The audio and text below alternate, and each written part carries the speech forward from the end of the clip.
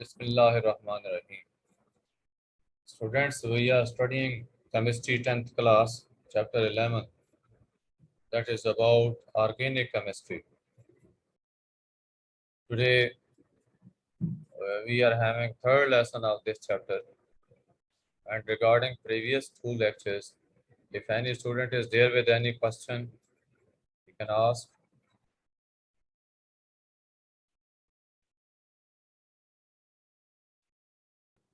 पूरी तवज्जो से बैठा करें और साथ साथ क्वेश्चंस जो हैं वो पूछते रहा करें।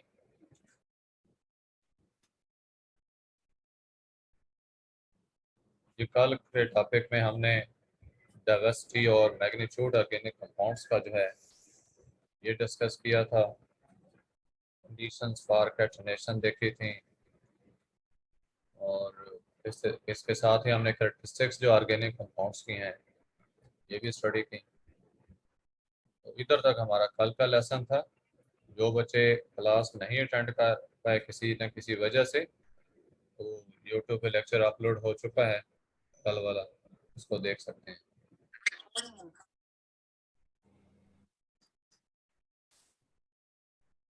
आज हम यहाँ से स्टार्ट करेंगे। टेस्ट योरसेल्फ क्वेश्चंस हैं। फर्स्ट जो मिनी एक्सरसाइज है, किसी बच्चे का क्वेश्चन है तो पूछ सकते हैं।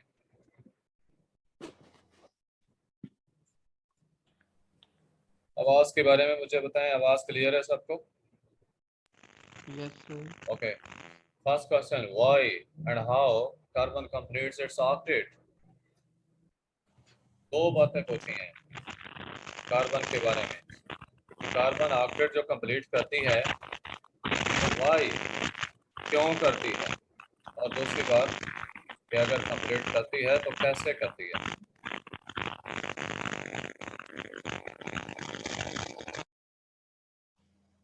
वो क्या बेटे, आपका कोई माइक का थोड़ा इशू है, इसको सही कर लें।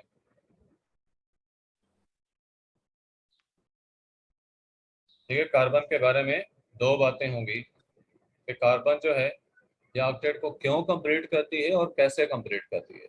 लेकिन क्यों कंप्लीट करती है, इसका आंसर तो ये है कि जब भी कोई एलिमेंट अपना ऑक्टेट कंप्लीट कर लेता है, it ensures stability of the element. किसी भी एलिमेंट का जब ऑक्टेट यानी वैलेंस शेल कंप्लीट हो जाता है तो वो स्टेबल हो जाता है, जस्ट लाइक नोबल गैसेस। तो यही वजह है कि एलिमेंट्स के अंदर ये टेंडेंसी पाई जाती है कि वो अपना वैलेंस शेल यानी अपना ऑक्टेट जो है 8 इलेक्ट्रॉन के साथ वैलेंस शेल कंप्लीट कर लें। तो कार्बन भी इसी तरह से जो है ये टेंडेंसी रखती है और इस वजह से ये ऑक्टेट कंप्लीट करती है। तो उसी बात के हाउ, कैसे करती है। देखिए, कार्बन चौथे ग्रुप का एलिमेंट है, इसके वैलेंस शेल में कितने इलेक्ट्रॉन होंगे?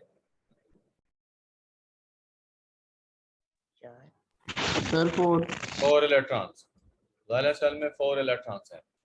अब 4 इलेक्ट्रॉन्स इसको मजीद चाहिए, तो फिर ये कैसे कंप्लीट करेगी? By sharing 4 electrons of other elements. ठीक है, अदर एलिमेंट्स के एटम्स के साथ 4 इलेक्ट्रॉन्स की शेयरिंग करेगी। फॉर एग्जांपल आप CH4 को देखें, इसमें कार्बन का एक एटम 4 हाइड्रोजन एटम्स के साथ शेयरिंग कर रहा है, क्योंकि हाइड्रोजन का एक एटम तो एक इलेक्ट्रॉन शेयर कर सकता था और कार्बन के एटम को 4 इलेक्ट्रॉन की शेयरिंग चाहिए थी। इसलिए 4 एटम्स हाइड्रोजन के मिले हैं और तब कार्बन का ऑक्टेट कंप्लीट हुआ।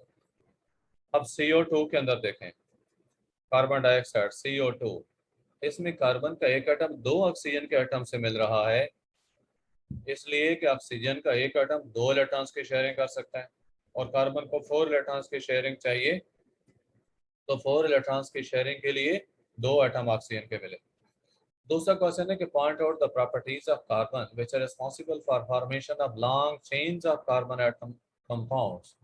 यानी long chains carbon atom compounds कौन कौन सी प्रॉपर्टीज हैं जिसकी वजह से लॉन्ग चेन्स कंपाउंड्स की बनती हैं। यानी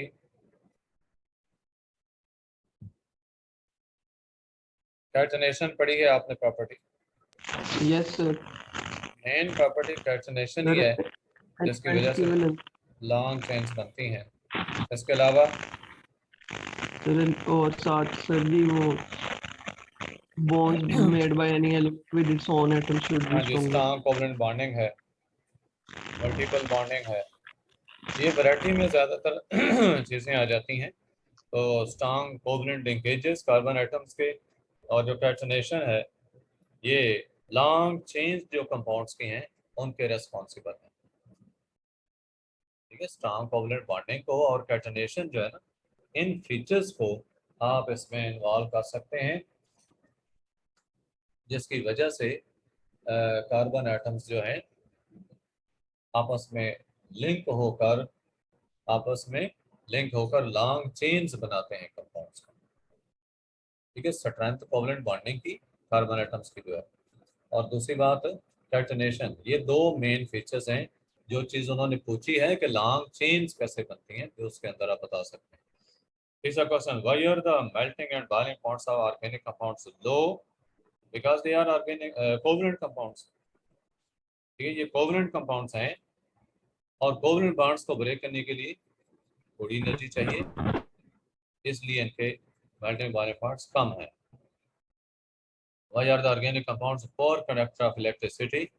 अगेन के कोवलेंट मॉलिक्यूल्स हैं, ठीक है, कोवलेंट कंपाउंड्स हैं, और इनके मॉलिक्यूल्स चार्ज कैरियर नहीं है। इन कंपाउंड्स के अंदर, इन ऑर्गेनिक कंपाउंड्स के अंदर कोई चार्ज कैरियर नहीं होते, इस वजह से इलेक्ट्रिसिटी को कंडक्ट नहीं करते। लास्ट क्वेश्चन है कि what are the reasons for the formation of billions of organic compounds?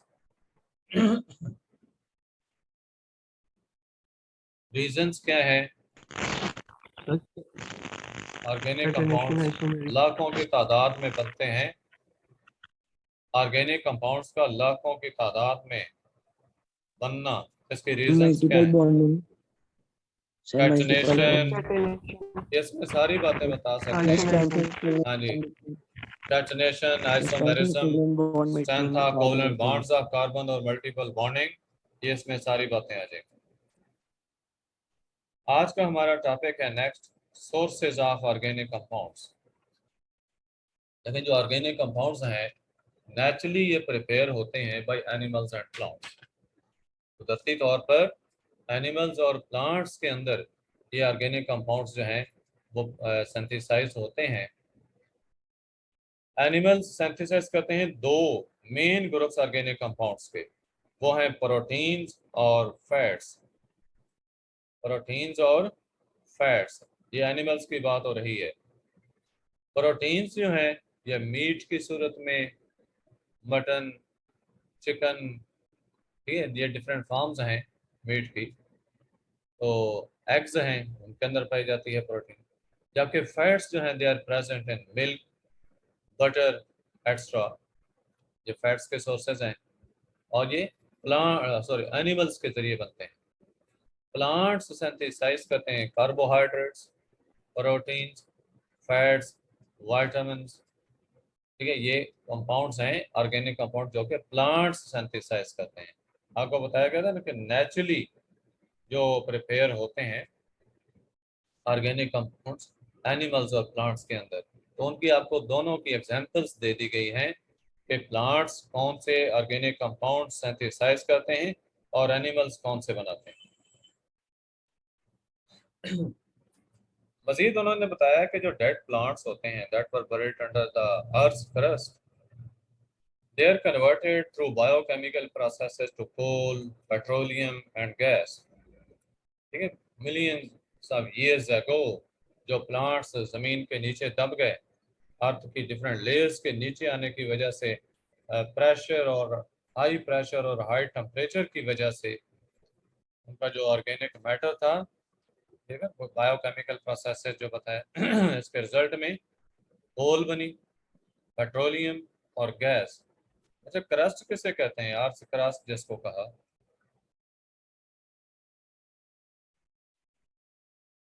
Sir अर्थ के अंदर की लेयर को बट ये अंदर की लेयर नहीं है, बाहर की होती। सरफेस लेयर है। अर्थ क्रस्ट जो है ये सरफेस लेयर है अर्थ की। अर्थ ओके की टोटल कितनी लेयर्स हैं?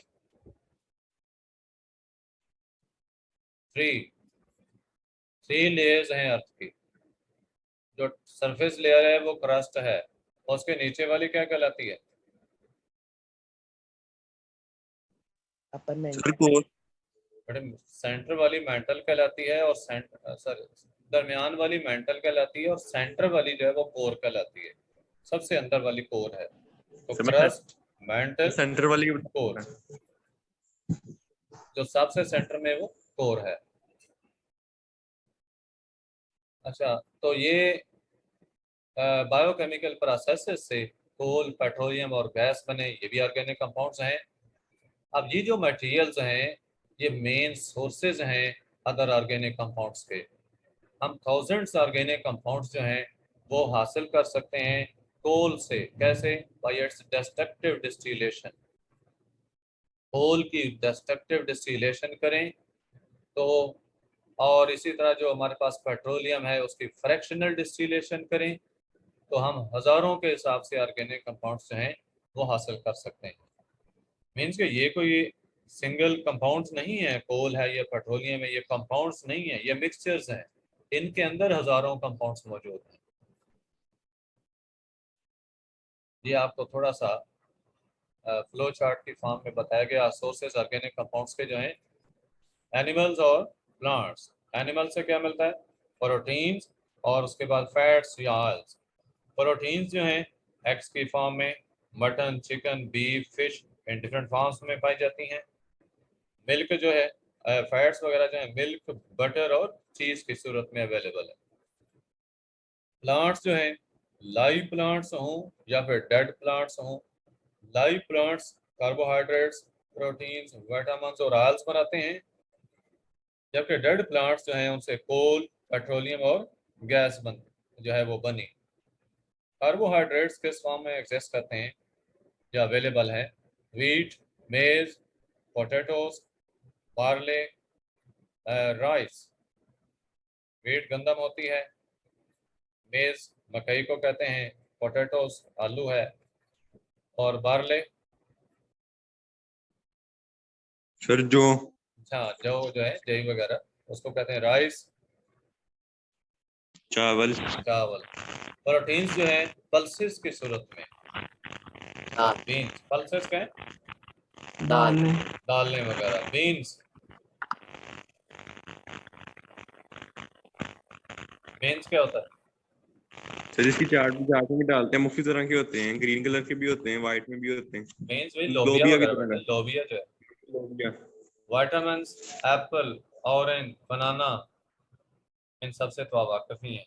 Oils, palm oil, olive oil, soybean, peanut oil, sunflower oil, ये डिफरेंट ऑयल्स बताए गए। तो एक समरी से आपको ऑर्गेनिक कंपाउंड्स की थी जो ये बताई गई है। आगे आपको डिटेल्स बताई जा रही है सोर्सेज ऑफ ऑर्गेनिक कंपाउंड्स के। नंबर 1, कोल। कोल जो है ये ब्लैकिश यानी ब्लैक कलर का कम्प्लेक्स मिक्सचर है डिफरेंट कंपाउंड्स का। मैंने आपको बताया ना कि कोल इटसेल्फ कंपाउंड नहीं है, बल्कि क्या है? मिक्सचर है। अब इसमें कंपाउंड्स कौन से हैं? कार्बन, हाइड्रोजन और ऑक्सीजन के कंपाउंड्स हैं।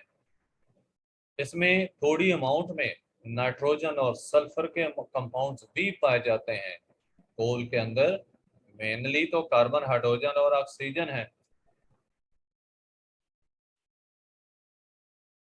जबकि ज्यादा हाँ कुछ मिकदार में इसमें नाइट्रोजन और सल्फर भी पाए जाते हैं। आवाज क्लियर है ना? yes sir, कोल जो है, coal it was prepared by the decomposition of dead plants buried under the earth's crust millions of years ago। ठीक है, लाखों साल पहले जो पौधे जमीन के नीचे दब गए तो उन डेड प्लांट्स की डिकम्पोजिशन से कोल बना। Conversion of wood into coal जो है इसको कहते हैं कार्बोनाइजेशन। अगर पूछे जाए डिफाइन कार्बोनाइजेशन तो आपने बताना होगा कि वुड का कोल में कन्वर्ट होना, वुड प्लांट्स का मटेरियल हो गया और कोल उसे आगे फिनिश प्रोडक्ट बन रहा है, फाइनल प्रोडक्ट। तो वुड से कोल का जो बनना है, कन्वर्जन है, इसे कार्बोनाइजेशन कहते हैं। ये बहुत ही स्लो प्रोसेस है, बायोकेमिकल प्रोसेस। और absence ऑफ एयर में होता है under high pressure and high temperature. Carbonisation कैसे होगी? हाई प्रेशर और हाई टेम्परेचर कंडीशंस हैं और एयर की अब्सेंस, ये 3 कंडीशंस आपको बताएगी। हवा नहीं होनी चाहिए, प्रेशर हाई होना चाहिए, टेम्परेचर भी हाई होना चाहिए। Under the availability of these 3 conditions, wood is converted into coal और ये प्रोसेस कार्बोनाइजेशन है।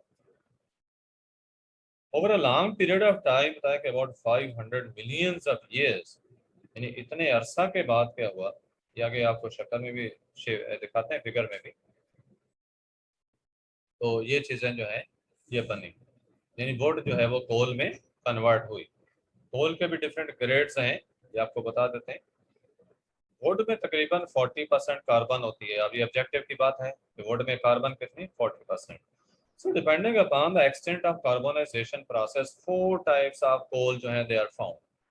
एक्सटेंट ऑफ कार्बोनाइजेशन, के कार्बोनाइजेशन किस हद तक हुई, जैसा देखें आपको बताएगा कि कार्बोनाइजेशन हाई टेम्परेचर और हाई प्रेशर की वजह से हो रही है और ऑक्सीजन की एब्सेंस की वजह से।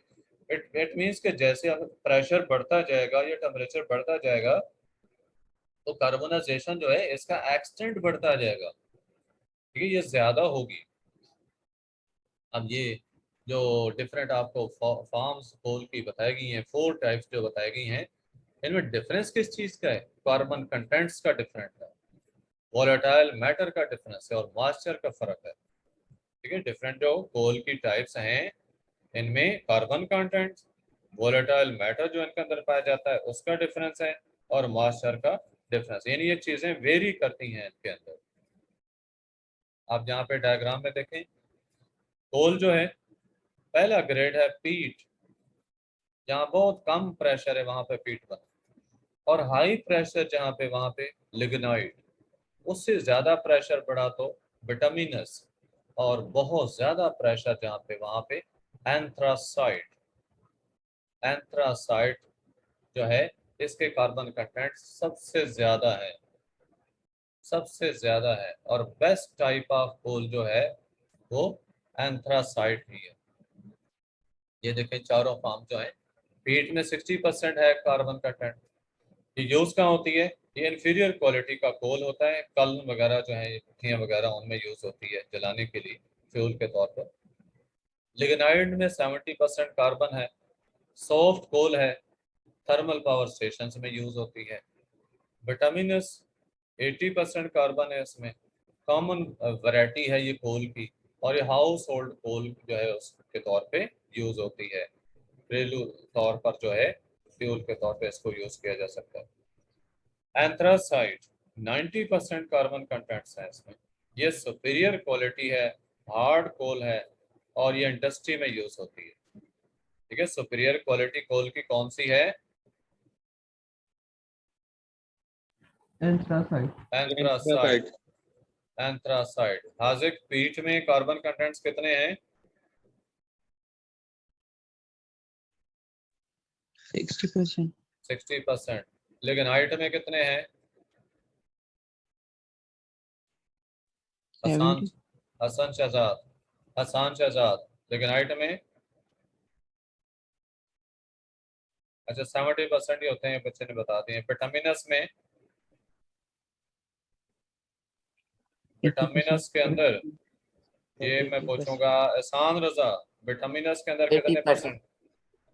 80%. ओके। फाइक काशिफ, एंथ्रासाइट में कितने परसेंट कार्बन है? फाइक 90%. 90%।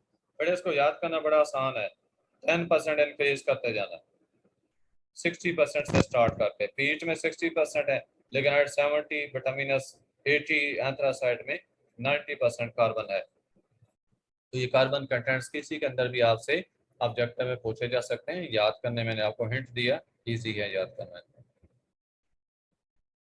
डिस्ट्रक्टिव डिस्टिलेशन कोल की, आपको पहले मैंने बताया ना कि डिस्ट्रक्टिव डिस्टिलेशन हम कोल की करें या फ्रैक्शनल डिस्टिलेशन पेट्रोलियम की करें तो हम बहुत ज़्यादा ऑर्गेनिक कंपाउंड्स हैं उनको हासिल कर सकते हैं। तो पहले आपको कोल की डिस्ट्रक्टिव डिस्टिलेशन बताई जा रही है। कोल का बताया कि मेजर सोर्स है ऑर्गेनिक कंपाउंड्स का। उसकी वजह क्या है? इसकी डिस्ट्रक्टिव डिस्टिलेशन। कोल की डिस्ट्रक्टिव डिस्टिलेशन जो है, ये वजह है कि जो कि कोल को एक मेजर सोर्स बनाती है ऑर्गेनिक कंपाउंड्स का। अब डिस्ट्रक्टिव डिस्टिलेशन है क्या, उसको डिफाइन किया कि स्ट्रांगली आप हीट करें कोल को इन the absence of air, it will be destructive distillation. अब जो कोल है इसमें एलिमेंट्स कौन से हैं? कार्बन है, हाइड्रोजन है, ऑक्सीजन, नाइट्रोजन और सल्फर, ये कंपाउंड्स मौजूद हैं, ये एलिमेंट्स मौजूद हैं। लिहाजा जब आप डिस्ट्रक्टिव डिस्टिलेशन करेंगे कोल की, तो इससे आपको large number of organic compounds मिलेंगे, ठीक है, इन्हीं एलिमेंट्स के। और उसके साथ जो है वो चंद एक इनऑर्गेनिक कंपाउंड्स भी मिल सकते हैं। अब प्रोडक्ट्स कौन से हैं? डिस्ट्रक्टिव डिस्टिलेशन जब आप कोल की करेंगे, कोल गैस मिलेगी, अमोनिकल लिकर है, कोल टार है और कोक है। ये चार आपको कैटेगरीज कंपाउंड्स की बताई गई हैं। चार किस्म के जो है ऑर्गेनिक मटेरियल ये हमें हासिल होंगे जब आप डिस्ट्रक्टिव डिस्टिलेशन कोल की करते हैं। इन्हीं को हम आगे डिस्कस करते हैं। कोल गैस को देखें। कोल गैस मिक्सचर है हाइड्रोजन, मीथेन और कार्बन मोनोऑक्साइड का। आपसे शॉर्ट क्वेश्चन में पूछा जाएगा कि which gases are present in coal gas, तो कौन सी गैसें हैं? Hydrogen methane carbon monoxide. Hydrogen, methane और कार्बन मोनोऑक्साइड। हाइड्रोजन, मीथेन और कार्बन मोनोऑक्साइड। इससे हीट बहुत ज़्यादा प्रोड्यूस होती है। जब इसको हम जलाते हैं हवा में तो बहुत ज़्यादा हीट प्रोड्यूस होती है, इसलिए मेनली इसको इंडस्ट्री के अंदर फ्यूल के तौर पर यूज़ किया जाता है, हीट सोर्स के तौर पर। इसके अलावा ये इनर्ट और रिड्यूसिंग एटमॉस्फेयर प्रोवाइड करने के लिए भी यूज़ होती है। किसके लिए? For metallurgical processes. सही नेट्रो रिड्यूसिंग का मतलब है। Metallurgy Sunny Nitro reducing. Inert और रिड्यूसिंग, ओके। इनर्ट एटमॉस्फेयर तो देखें ऐसी एटमॉस्फेयर जिसके अंदर कोई केमिकल रिएक्शन ना हो, उसे इनर्ट एटमॉस्फेयर कहा जा रहा है। लेकिन जो केमिकल रिएक्शन है ये ऑक्सीडेशन वगैरह का ही होता है ज़्यादा। अब इसमें ऑक्सीजन तो है नहीं कोल गैस के अंदर, ऑक्सीजन के ज़रिए होता है ये ऑक्सीडेशन का प्रोसेस, जिससे चीज़ें ख़राब होती हैं। तो इनर्ट एटमॉस्फेयर होगी जिसमें कोल गैस आप यूज़ करेंगे कि ऐसा कंटेनर हो गया, कोई भी ऐसी जगह है वहाँ पे आपने कोल गैस को फिल किया है, तो वो जगह क्या बन जाएगी? इनर्ट एटमॉस्फेयर बन जाएगी। इसके अलावा रिड्यूसिंग एटमॉस्फेयर, हम कोल गैस को रिड्यूसिंग पर्पसेस के लिए यूज करते हैं। रिड्यूसिंग रिडक्शन आप पढ़ चुके हैं, रिमूवल ऑफ ऑक्सीजन रिडक्शन होती है ना। जो मेटल्स के जो कंपाउंड्स हैं जो जमीन से मिलते हैं, जो ओर्स कहलाते हैं मेटल्स के, वो इन मेटल्स के ऑक्साइड होते हैं, मेटल्स के ऑक्साइड होते हैं। फॉर एग्जांपल आप आयरन को देखें तो हीमाटाइट Fe2O3 आयरन का ऑक्साइड है। इसकी हम रिडक्शन करते हैं, ऑक्सीजन को रिमूव करते हैं तो आयरन हासिल होता है। अब उस ऑक्सीजन को रिमूव करने के लिए हमें रिड्यूसिंग एटमॉस्फेयर चाहिए होती है, तो वहाँ पे हम कोल गैस को यूज़ कर सकते हैं। ये कार्बन मोनोऑक्साइड है जिसने उस ऑक्सीजन को रिमूव करना होता है, तो कार्बन मोनोऑक्साइड की खातिर हम कोल गैस का एनवायरनमेंट यहाँ यूज़ करते हैं। कोल गैस क्लियर है?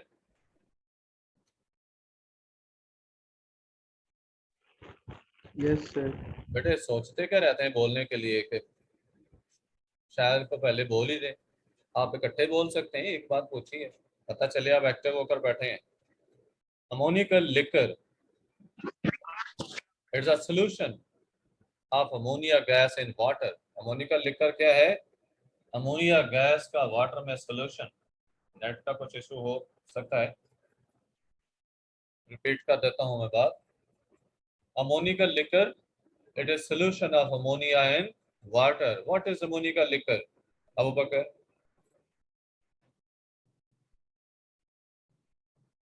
What is ammonical It is liquor? a solution of ammonia gas in water. Yes, solution of ammonia A gas solution of in water. Yes.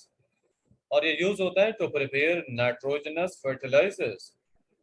अब इसका यूज पूछा जा सकता है कि अमोनिया का लिकर जो है उसका यूज क्या है, तो हाजिर कहाँ यूज होता है ये?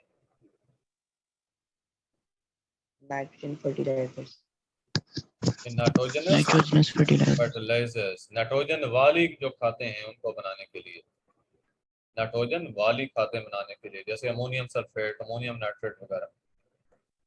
फॉर एग्जांपल बताया कि when it is treated with sulphuric acid, ammonia का लिकर जो है सल्फ्यूरिक एसिड के साथ इसको ट्रीट करें तो ये प्रोड्यूस करता है अमोनियम सल्फेट। अब ये अमोनियम सल्फेट नाइट्रोजनस फर्टिलाइजर है। नेक्स्ट है कोल टार।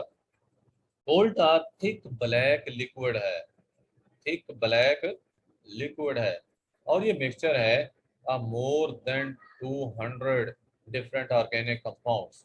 कोल टार के अंदर 200 से भी ज्यादा ऑर्गेनिक कंपाउंड्स पाए जाते हैं। याद रखें कोल टार इटसेल्फ कोई कंपाउंड नहीं है। ये जितने भी कंपोनेंट्स आप पढ़ रहे हैं ना, जो कोल की डिस्ट्रक्टिव डिस्टिलेशन से मिले हैं, ये कंपाउंड्स नहीं है, ये मिक्सचर्स हैं। तो कोल टार जो है थिक ब्लैक लिक्विड है, उसमें 200 से ज्यादा डिफरेंट टाइप्स के ऑर्गेनिक कंपाउंड्स पाए जाते हैं, और जो कि मोस्टली एरोमेटिक हैं। आप एरोमेटिक पढ़ चुके हैं, एरोमेटिक कौन से कंपाउंड्स हैं? बेंजीनॉइड्स, जिनमें बेंजीन रिंग पाया जाता है, दैट हैव एरोमा यानी फ्रेग्रेंस पाई जाती है। These compounds are separated by fractional distillation. Coal tar की फ्रैक्शनल डिस्टिलेशन करेंगे तो इस डिस्टिलेशन के प्रोसेस में ये जो डिफरेंट लिक्विड कंपोनेंट्स हैं वो अपने अपने बॉइलिंग पॉइंट पे सेपरेट हो जाते हैं। Fractional distillation due to different boiling points, components का सेपरेट करना जो है इसको कहते हैं। पेट्रोलियम की भी फ्रैक्शनल डिस्टिलेशन ही होती है, कोल टार की भी fractional distillation. Some of the important aromatic compounds जो हैं उनका नाम आपको बताया गया। बेंजीन, फिनोल, टॉलवीन, ये वर्ड क्या? टॉलवीन। एहसान रजा क्या तलफ़ुज़ है? TOLUEN, Toluene. Toluene, aniline, etc. These compounds are used to synthesize drugs. ये जो कंपाउंड्स मिले हैं कोल टार से, इनका आगे यूज देखें। ड्रग्स बनाने के लिए, अद्वियात, डाइस, एक्सप्लोसिव्स, पेंट्स, वार्निशेस। हाँ जी, एरोमेटिक कंपाउंड्स कौन से? बड़े पूछे को क्वेश्चन है तो। Aromatic compound, aromatic, aromatic compounds कौन से? हाँ जी, एरोमेटिक कंपाउंड्स कहते हैं बेंजीनॉइड्स को, ऐसे कंपाउंड्स जिनके अंदर बेंजीन रिंग पाया जाता है, ऐसे कंपाउंड्स जिनमें बेंजीन पाई जाती है, बेंजीन रिंग पाया जाता है, वो बेंजीनॉइड्स या एरोमेटिक कहलाते हैं। ऑयल्स वगैरह जो है ना, ज्यादातर ऑयल्स, उनके अंदर चूंकि स्मेल फ्रेगरेंस होती है, तो ये जो एरोमेटिक कंपाउंड्स हैं ये ऑयल्स के अंदर से ही चूंकि डिस्कवर हुए थे शुरू में, तो इस वजह से इनका नाम एरोमेटिक रखा गया, मीन हैविंग सर फ्रेगरेंस। हाँ जी, तो जब रोड बनती है नहीं उसके बाद जो ब्लैक कलर होता है वो भी मेरे ख्याल कोल टार ही होता है ये, पिच जब रोड होती है। बनती है ब्लैक। हाँ जी, पिच होती है, तो इसका क्या होता है ना वो? इसी का रेजिड्यू होता है कोल टार का। अच्छा, प्लास्टिक्स हैं, सिंथेटिक फाइबर है, पेस्टिसाइड्स हैं, ठीक है, ये मुख्तलिफ किस्म के केमिकल्स बताया गया आपको जो कि कोल टार से बनते हैं। इसके अलावा वैल्यूएबल केमिकल्स और जो हैं, ब्लैक रेजिड्यू, ये जिसका आप पूछ रहे हैं, ब्लैक रेजिड्यू, कोल का रेजिड्यू कहते हैं जो चीज बाकी बच जाए, कि वो अदर फ्रैक्शंस को आप सेपरेट कर लें तो जो बाकी बच जाएगा मटेरियल वो रेजिड्यू कहलाता है, ब्लैक कलर का रेजिड्यू, इसको पिच कहा जाता है। तो what is pitch? It is black residue of coal tar, it is black residue of coal tar के बाकी फ्रैक्शन निकालने के बाद जो रेजिड्यू बचा, ये यूज होता है for surfacing of roads and roofs, ठीक है, सड़कों पर बिछाने के लिए, छत पर बिछाने के लिए ये यूज होता है। लास्ट क्या होता कंपोनेंट, है? हाँ जी, इसका फायदा क्या होता है? देखें सड़कों के ऊपर जब बिछाते हैं इस मटेरियल को, तो आपने देखा ही है कि वो जो है दूसरा स्टोन्स वगैरह होते हैं, स्टोन्स उनको जोड़ देता है, पत्थरों को जोड़ देता है जो आपस बजरी में। को। हाँ, बजरी वगैरह को जोड़ देता है, और इस तरह से जो है वो सड़क सख्त हो जाती है, उसकी लेयर जो ऊपर है वो हार्ड हो जाती है, स्टिकी लेयर बन जाती है, और सड़क जो है वो उसकी सरफेस तैयार हो जाती है। सर फिर जब वो लाते हैं बाद में, रोलर लाते हैं, साथ साथ वो रोलर फेरा तो रोड के ऊपर साथ वो पीछे पेंट कर रहा होता, पेंट नहीं होता है, कोल तो आ रही होता है वो भी। हाँ जी। अच्छा, नेक्स्ट कोक का देखें। Okay sir. 98% ये कार्बन है, 98% कार्बन है, और ये यूज होती है, it is left behind residue of coal. Coke का बताया है कि इसमें कार्बन सबसे ज्यादा होती है। जब आप कोल की डिस्ट्रक्टिव डिस्टिलेशन कर रहे होते हैं, डिस्ट्रक्टिव डिस्टिलेशन आप कोल कर रहे होते हैं, तो उसका जो रेजिड्यू बचता है बाकी इससे अलग होने के बाद वो कोक है। When coal is subjected to destructive distillation, it loses all its volatile components and leaves behind a solid residue called coke. जब आपने कोल की डिस्ट्रक्टिव डिस्टिलेशन करनी है, तो जितने उसके अंदर वोलेटाइल कंपोनेंट्स होंगे वो वेपर्स में कन्वर्ट हो जाएंगे, अलग हो जाएंगे, और solid volatile residue. components. Volatile mean जो कि इजीली वेपर्स में कन्वर्ट हो जाते हैं, जैसा पेट्रोलियम है, आम टेम्परेचर पे वेपर्स बन जाते हैं, उसको वोलेटाइल कहते हैं। Low boiling liquid, Okay, sir. low boiling liquid that easily evaporates is called volatile liquid, और volatility उसके इस फीचर को कहते हैं। तो जो सॉलिड रेजिड्यू बाकी बच जाता है ना कोक का, जब वोलेटाइल कंपोनेंट्स निकल जाएं, सॉलिड रेजिड्यू जो बाकी बच जाता है वो कोक है। कोल की डिस्ट्रक्टिव डिस्टिलेशन की जो सॉलिड ब्लैक रेजिड्यू बच गया वो कोक है। मेनली यूज होता है as a reducing agent in extraction of metals, specially iron. ये आयरन जो है इसकी रिडक्शन के लिए, इसके ओर की रिडक्शन के लिए इसको हम यूज करते हैं। also use as a fuel. Coal जो है, कोक जो है, फ्यूल के तौर पे भी इसको इस्तेमाल करते हैं। नेक्स्ट कुछ क्वेश्चंस हैं। Name the gases which are found in coal gas। Hydrogen, methane, carbon monoxide. हाँ, अभी मैंने आपको जो बताया था, hydrogen, methane, carbon monoxide. Is coal tar a compound? Mixture. Mixture. It is not a compound, it's a mixture. What is importance of coal tar? Sir, its residue is used as a pitch for surveying roads and roofs, and also used to synthesize drugs, dyes, explosives, paints, and varnishes, etc. हाँ, इसकी fractional distillation करके हम मुख्तलिफ किस्म के components हासिल करते हैं जिनके आगे डिफरेंट यूजेस हैं। What is Coke?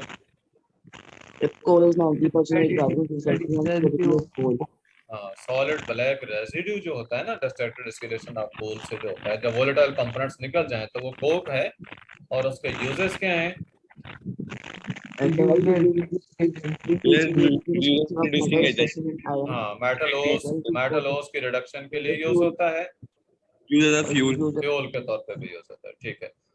Which is the best quality of coal? anthracite. Anthracite is the best quality of coal. कहाँ यूज होता है? Sir, industry.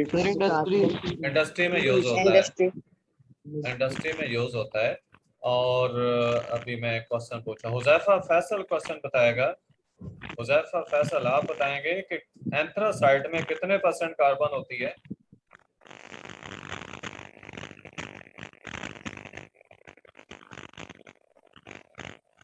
हुजैफा खलील, आप बताएं। सर 90%। 90%, ठीक है। लास्ट है, व्हाट इज डिस्ट्रक्टिव डिस्टिलेशन?